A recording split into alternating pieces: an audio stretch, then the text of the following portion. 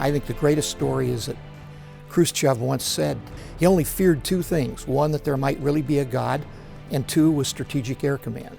And I would say that bespeaks deterrence more eloquently than anything I've ever heard before.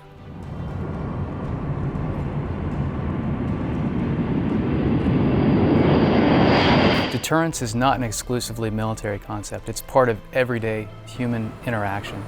We have different competing interests, we have different ways we would like to see the world, and we try to influence others to basically go along with the way we'd like to see things happen. And that's part of what makes deterrence difficult, is that deterrence is successful when nothing happens. And so it's very hard to measure. I don't think anybody can answer what will be in the future. I think one can suggest that probably a failure to maintain an adequate deterrent force in the form of a triad is probably the most useful and the most effective form of deterrence.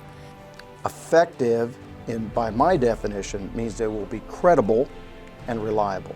So if you have a force that is safe, secure, and effective, i.e. credible and reliable, then you have a force, as we've defined it in the Nuclear Posture Review, as a triad of submarines, bombers, and ICBMs, a force that mitigates risk, and a force that then ensures strategic stability.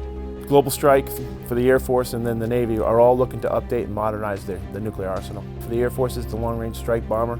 That will be out there, that will replace the B-52 and the B-2. Global Strike's looking at a replacement for the ICBM. There's a new cruise missile that's being looked at. I know the Navy's also looking at replacing their nuclear submarine with an Ohio-class submarine. I want you to think about a conflict pyramid. If you think of a pyramid, and at the top of that pyramid is the capstone, and that capstone is nuclear conflict. That is the absolute worst form of conflict that you could have. And beneath that second layer is large-scale conventional war, World War I, World War II. And beneath that is what you could call lesser combat operations. So Vietnam, for example, Iraq, Afghanistan. And then beneath that, you could think of something like insurgency, which that could also be Vietnam.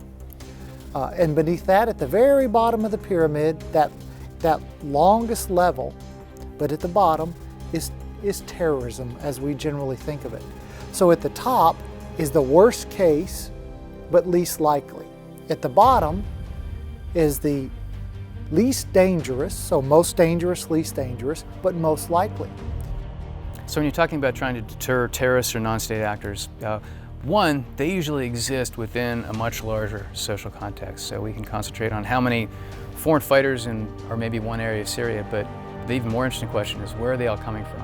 What is causing them to want to basically collect in this one area to fight in support of their ideology? People like ISIL have been around for a long time.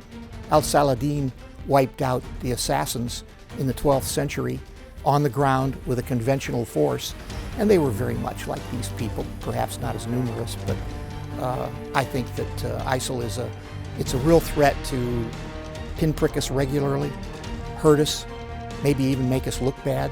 It's a real nuisance, it's a real problem, and it's very dangerous, and we've got to deal with it. But deterring it is probably not a very effective approach. You're going to have to do something more than to deter them. I think it's a whole different kind of problem.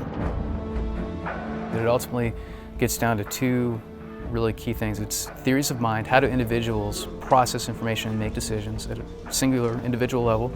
And then two, how do groups of people make collective decisions? And both of those require understanding of psychology of the human brain. So while it seems like an inherently intractable problem, we're not totally without guideposts. As Colin Gray, modern theorist, has said, that the nature of war is constant, but the character is constantly changing. So the nature of war is about the human element. It's about essentially how people have always been. It's what we can read from the classical theorists all the way to the cognitive neurosciences today. What drives people to make decisions? What is the basis of their motivations? How does social identity drive what people fight for, what people take risk for? I guess the only thing I would say is deterrence is resurgent. It was passé for about 2 decades, but both an interest and a need for an understanding of deterrence it's really returning. And Air University and the Air Force are making a distinct effort to improve the understanding of airmen in regards to deterrence, both conventional and nuclear, and in the new realms of cyber.